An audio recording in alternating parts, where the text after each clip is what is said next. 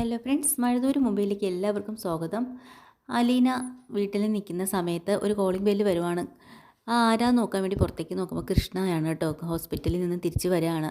കൃഷ്ണ വന്ന പാടെ തന്നെ പുറത്ത് കാറ് കിടക്കുന്നതൊക്കെ കാണുമ്പോൾ ആരോ അപരിചിതർ വന്നിട്ടുണ്ടെന്ന് മനസ്സിലാവുകയാണ്. ആരാ അലീന ചേച്ചി വന്നേന്ന് ചോദിക്കുമ്പോൾ നിനക്ക് മനസ്സിലായില്ലേ ആരാ വന്നതെന്ന് ഊഹിച്ച് നോക്കിക്കേ. അപ്പോൾ പെട്ടെന്ന് കാറിൻ്റെ ഒരു ഇതൊക്കെ കണ്ടപ്പം ചോദിക്കുന്നുണ്ട്, നീലഗിരിന്ന് ഗംഗാധര അമ്മാവനാണോ വന്നത്? ആൻറ്റിയും കൂടെ വന്നിട്ടുണ്ടാവുമല്ലേ? ആ, വന്നിട്ടുണ്ട്. അപ്പോഴേക്കും അവരിറങ്ങി വരുന്നുണ്ട് കേട്ടോ. കൃഷ്ണമോളെ, നീ ആശുപത്രിയിൽ നിന്ന് വന്നതാണോ? നീ സുഖമാണോടി നിനക്ക്? പിന്നെ നീ ഇപ്പോൾ പഠിത്തമൊക്കെ എങ്ങനെ പോകുന്നുണ്ട്? ഭവിത രോഹിത്തൊക്കെ എന്തിയെ? എല്ലാ വിശേഷങ്ങളും ഇങ്ങനെ ചോദിക്കുന്നുണ്ട് കൃഷ്ണയോട്.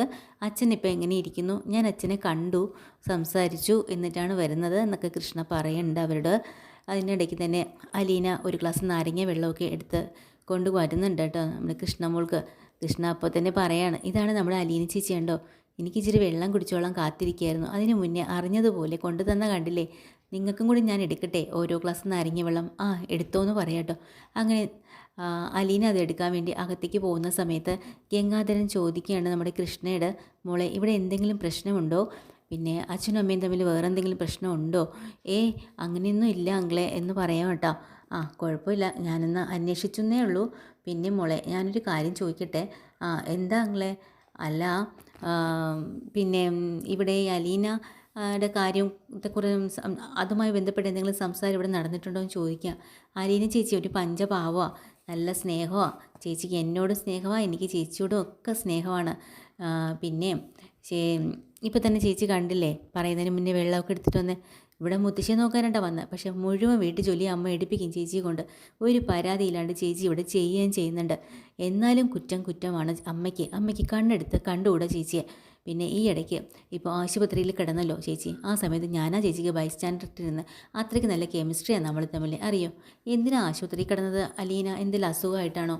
അതിന് പറയാനായിട്ട് ചെറിയൊരു മടി കൃഷ്ണയ്ക്ക് വരുന്നുണ്ട്. അപ്പോൾ ഗംഗാധരൻ പറഞ്ഞിട്ടുണ്ട്, മോളെ ഒന്നും ആലോചിച്ച് വിഷമിക്കണ്ട, പല കാര്യങ്ങളും അറിഞ്ഞിട്ട് തന്നെയാണ് അങ്കിളിപ്പം ഇങ്ങോട്ട് വന്നത്. എന്നാലും മോളുടെ രീതിക്ക് മോളതൊന്ന് പറഞ്ഞേ. അങ്ങനെ പറയുമ്പോൾ കൃഷ്ണ അതങ്ങ് തുറന്ന് പറയാട്ടോ.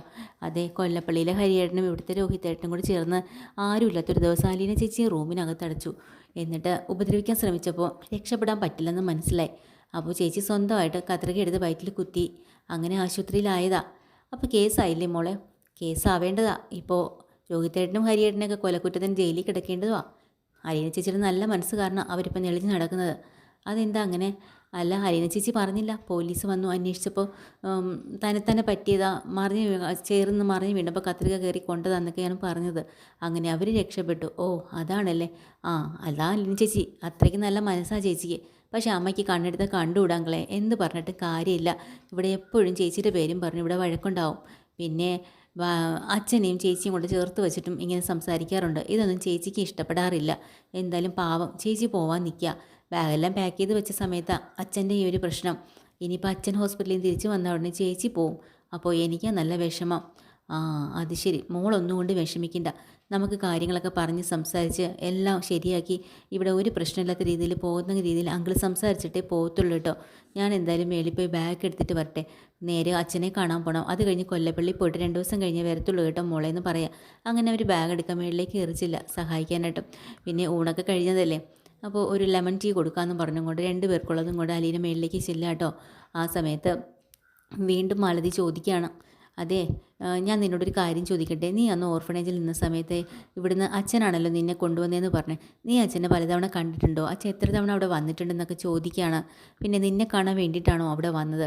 അപ്പോൾ അലീന പറയാ, ഇല്ല, എന്നെ കാണാൻ വേണ്ടിയിട്ടല്ല വന്നത്. മുത്തശ്ശൻ വന്നത് ബ്രിജിതാമ്മയെ കാണാൻ വേണ്ടിയിട്ടാണ്. പിന്നെ ഞാനിന്ന് കണ്ടു എന്നേ ഉള്ളൂ. അതിനു മുന്നേ പലതവണയൊന്നും വന്നിട്ടില്ല. ഞാൻ ആദ്യമായിട്ട് ഒരു തവണയാണ് കാണുന്നത് തന്നെ. അതിനുശേഷം ബ്രിജിതാമ്മയാണ് എന്നോട് പറഞ്ഞത്, ഇങ്ങനെ ഇവിടെ ഒരു അമ്മയുണ്ട്, വീണ് കിടപ്പാണ്, നോക്കാനായിട്ട് വരണമെന്ന്, ഇങ്ങോട്ട് വരണമെന്ന്. അതിനിടയ്ക്ക് ബ്രിജിതാമ്മ മരണപ്പെട്ടു. അതിന് ശേഷമാണ് ഞാൻ കൊല്ലപ്പള്ളിയിലേക്ക് വരുന്നത് എന്നൊക്കെ ഇങ്ങനെ ഡീറ്റെയിൽഡായിട്ട് പറയാം. ഇതെല്ലാം കേൾക്കാണ് കേട്ടോ. അത് കഴിഞ്ഞിട്ട് ഗംഗാധരനോട് മാലതി പറയാം, ഇതിലെന്തൊക്കെയോ ചെറിയ ദുരൂഹതകളില്ലേ ഗംഗേട്ട? ഉണ്ട്, എനിക്കും തോന്നി. നമുക്കൊരു കാര്യം ചെയ്യാം, അമ്മയോടുകൂടി ചില കാര്യങ്ങൾ അന്വേഷിക്കാം, അത് കഴിഞ്ഞിട്ട് തീരുമാനിക്കാം. അവർ നേരെ താഴെ അമ്മയുടെ അടുത്തേക്ക് വന്ന് സംസാരിക്കാൻ കേട്ടോ. ആ സമയത്ത് മുത്തശ്ശി പറയുന്നുണ്ട്, അതെ, നിങ്ങളിങ്ങനെ വേറൊന്നും വിചാരിച്ചുകൊണ്ട് എന്തിനാ ഇങ്ങനെ പോകാൻ വേണ്ടി നിൽക്കുന്നത്? തറവാടെന്നും പറഞ്ഞ് കൊല്ലപ്പള്ളി പോകേണ്ട കാര്യമുണ്ടോ? ഞാൻ ഇവിടെയല്ലേടാ ഉള്ളത്. സാരമില്ല അമ്മേ, എന്നാലും അവിടെ പോയി ഒരു ദിവസം നിന്നിട്ട് ഞാനിങ്ങനെ തിരിച്ചു വരും. ബാലചന്ദ്രൻ്റെ അവസ്ഥയും കൂടെ അറിഞ്ഞതിന് ശേഷം അമ്മ വിഷമിക്കാതെ ഞാൻ ഇങ്ങോട്ട് തന്നെ വരും എന്ന് പറയാം കേട്ടോ. അതിനിടയ്ക്ക് അമ്മയടുത്ത് അമ്മ പറയുന്നുണ്ട്, എടാ നീ പോകുന്നതിന് മുമ്പേ വൈജയനെ ഒന്ന് ഉപദേശിച്ചിട്ട് വേണം പോകാൻ. പാവം പിടിച്ച ഈ അലീന ആർക്കൊരു ശല്യമില്ല, ആ കൊച്ചുള്ളത് കൊണ്ട് മാത്രമാണ് ഞാനിങ്ങനെ ജീവനോട് ഇരിക്കുന്നത്.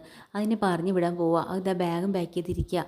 അപ്പോൾ അലീനെ നോക്കിയിട്ട് ഗംഗാധരൻ ചോദിക്കുകയാണ്, നീ പോവോ, ഉറപ്പാണോ? ഞാൻ പോകും, എനിക്ക് വയ്യ സാറേ, ഇനി എന്തിനാ ഞാൻ ഈ മാഡത്തിൻ്റെ വാരിക്കണൊക്കെ കേൾക്കേണ്ട ആവശ്യം, അതുകൊണ്ട് ഞാൻ ഇനി ഇവിടെ തന്നെ നിൽക്കാൻ തീരുമാനിച്ചിട്ടില്ല, പോവാന്ന് പറയാം. എന്നിട്ട് അലീന അങ്ങ് ഇറങ്ങുമ്പോൾ അമ്മയുടെ അടുത്ത് വന്ന് ചോദിക്കുന്നുണ്ട് പഴയ കാര്യം. അമ്മേ, ഞാനൊരു കാര്യം ചോദിക്കട്ടെ, വൈജ ആദ്യം പ്രസവിച്ചില്ലേ, ആ കൊച്ചു മരിച്ചോ എന്ന് ചോദിക്കുകയാണ്. അപ്പോൾ അവർ പറയുന്നുണ്ട്, എടാ വൈജയോട് നമ്മൾ മരിച്ചു എന്നാണ് പറഞ്ഞത്, പക്ഷേ കൊച്ചിനെ ഒരു ഓർഫണേജിലാക്കിയെന്ന് രാവുണ്ണിയേട്ടൻ അന്ന് പറഞ്ഞില്ലേ, പിന്നീട് അത് ജീവിച്ചിരിപ്പുണ്ടോ മരിച്ചോ നമ്മ അറിഞ്ഞോ? 2 വർഷം കഴിഞ്ഞാൽ എന്തോ അസുഖം ബാധിച്ചിട്ട് മരിച്ചു എന്നാണ് രാവുണ്ണിയേട്ടൻ പറഞ്ഞത്. അതല്ലാതെ മറ്റുള്ള കാര്യങ്ങളൊന്നും എനിക്ക് അറിയത്തില്ല. അമ്മ അന്ന് കഴക്കൂട്ടത്തേക്ക് അച്ഛൻ പോയ സമയത്ത് അമ്മയുടെ എന്തെങ്കിലും പറഞ്ഞിരുന്നോ? ഇങ്ങനെ ഒരു ജോലിക്കാരിയെ എന്നോടൊന്നും പറഞ്ഞിരുന്നില്ല. പിന്നെ എന്നോട് എന്താ പറഞ്ഞത്, അവിടെ പോയിട്ട് വന്നിട്ട് പറഞ്ഞു, നീ വിഷമിക്കണ്ട, നിന്നെ നോക്കാനായിട്ട് നല്ലൊരു പെങ്കൊച്ചിനെ ഞാൻ കൊണ്ടുവരുന്നുണ്ടെന്ന് മാത്രമേ പറഞ്ഞിട്ടുള്ളൂ, വേറൊരു കാര്യം എനിക്കറിയില്ല. എന്താ ഗംഗാധര നീ ഇപ്പം ഇതൊക്കെ ചോദിക്കാൻ കാര്യം? ഇല്ലമ്മേ, ഞാൻ വെറുതെ ചോദിച്ചു. വെറുതെ അല്ല, എന്തോ കാരണമുള്ളത് കൊണ്ട് തന്നെയല്ലേ നീ അത് ചോദിച്ചത്? ഒന്നുമില്ലമ്മേന്ന് പറയാട്ടോ. അതുപോലെ ആശുപത്രിയിൽ ഗോവർദ്ധനൻ, ബാലചന്ദ്രൻ്റെ അളിയൻ, സഹോദരിയുടെ ഭർത്താവ് ആശുപത്രിയിൽ ചെല്ലാണ് ബാലചന്ദ്രനെ കാണാനായിട്ട്. ബാലചന്ദ്രനെ കാണുകയും സംസാരിക്കുകയും ഒക്കെ ചെയ്യുന്നുണ്ട്. കടയിലെ വിശേഷങ്ങളൊക്കെ പറയാട്ടോ. പിന്നെ 1-2 ചെക്കും ഫയലുകളും ഒപ്പിടാനുണ്ടെന്നൊക്കെ പറയാം. ബാലചന്ദ്രൻ പറഞ്ഞിട്ടുണ്ട്, എടാ അതെല്ലാം ഞാൻ വന്നോട്ടെ, തല പോകുന്ന കാര്യമൊന്നുമില്ലല്ലോ, ഇനിയിപ്പോൾ 2 ദിവസം കൂടെ കഴിഞ്ഞിട്ട് എന്നെ ഡിസ്ചാർജ് ആവും, ഞാൻ വീട്ടിൽ വന്നിട്ട് അതെല്ലാം ചെയ്തു തരാം കേട്ടോ. എന്നാലും ഞാനൊരു ദിവസം ഇല്ലെന്നും പറഞ്ഞ് അവിടെ ഒരു കുറവും വന്നില്ലല്ലോ, അതൊക്കെ നോക്കി നടത്താൻ നിന്നെ ഞാൻ ജനറൽ മാനേജറായിട്ട് ഇരുത്തിയിരിക്കുന്ന കേട്ടോ. അപ്പോൾ ഗോവർദ്ധനം പറയാം, പുറത്ത് ചേച്ചി വല്ലാണ്ട് വിഷമിച്ചിരിക്കുക, അളിയനെ കാണാൻ ഒന്ന് സംസാരിക്കണമെന്ന് പറഞ്ഞു. ചേച്ചിയുടെ വിഷമമാണോ നിനക്ക് വലുത്, അതോ വയ്യാണ്ട് കിടന്ന് എന്നെ കാര്യമാണോ നീ തീരുമാനിക്കുന്നത്? പറ, എനിക്കൊരു മനസ്സമാധാനം കിട്ടണം. വീട്ടിൽ പോയിട്ട് പരസ്പരം അടിയുണ്ടാക്കി പോരെ ഗോവർദ്ധന. മതി മതി ഏട്ടനോ, ഞാൻ വെറുതെ ചോദിച്ചെന്നേ ഉള്ളൂ, സമാധാനമായിട്ട് കിടന്നു എന്ന് പറഞ്ഞ് പുറത്തേക്ക് പോവാം. പുറത്തിറങ്ങിയ ഉടനെ തന്നെ വൈജ ചോദിക്കുന്നുണ്ട്, ആഹാ ഗോവർദ്ധനം കണ്ടോ? ബാലചന്ദ്രനെ കണ്ടു, സംസാരിച്ചു. അപ്പോൾ എന്നോട് മാത്രമേ ഉള്ളല്ലേ വിലക്ക്? അത് ശരി, എന്താ കാര്യമെന്ന് എനിക്ക് അറിയണം. എന്നിട്ട് മനുവിനോട് ചോദിക്കണം, എന്താ മനു ഇതൊക്കെ, നീ തന്നെ പറ. എന്നോട് മാത്രം ബാലചന്ദ്രൻ സംസാരിക്കാൻ വയ്യ, ബാക്കി എല്ലാവരോടും സംസാരിക്കല്ലേ, അപ്പോൾ ഞാൻ എന്ത് തെറ്റാ ചെയ്തത് എന്നൊക്കെ ഇങ്ങനെ ദേഷ്യത്തിൽ ചോദിക്കാം. മനു പറഞ്ഞിട്ടോ, ആൻറ്റി ഇപ്പോൾ സമാധാനത്തിൽ ഇരിക്കുക, എന്തായാലും കുറച്ച് സമയം കൂടെ വെയിറ്റ് ചെയ്യണം ആൻറ്റിക്ക് കാണാനായിട്ട്, അത്രയേ ഉള്ളൂ. അങ്ങനെ വൈജ ഭയങ്കര സങ്കടത്തിൽ നിൽക്കട്ടെ ആശുപത്രിയിൽ നിന്നൊക്കെ. എപ്പിസോഡ് തീരുക. പുതിയൊരു എപ്പിസോഡ് വീണ്ടും വരാം. ചാനൽ ഇഷ്ടമായി ലൈക്ക് ചെയ്യുക, സബ്സ്ക്രൈബ് ചെയ്യുക. താങ്ക്